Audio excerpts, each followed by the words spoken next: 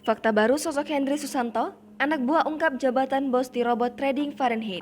Polisi mengungkap peran Hendry Susanto dalam kasus robot trading Fahrenheit. Hendry Susanto termasuk bos di perusahaan robot trading Fahrenheit. Hendry menjabat sebagai direktur di PT FSP Academia Pro, perusahaan yang mengelola robot trading Fahrenheit.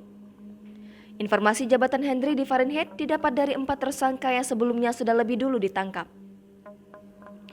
Hendry sendiri ditangkap anggota Badan Reserse Kriminal Polri pada Selasa 22 Maret 2022 kemarin. Setelah ditangkap tim dari Bareskrim Polri, Hendry langsung ditetapkan sebagai tersangka dalam kasus investasi ilegal robot trading Fahrenheit.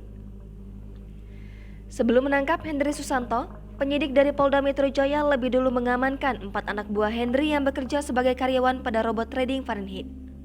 Direktur Reserse Kriminal Khusus Polda Metro Jaya, Komisaris Besar Polisi Auliansyah Lubis, mengatakan keempat tersangka tersebut yakni D, IL, DB, dan MF.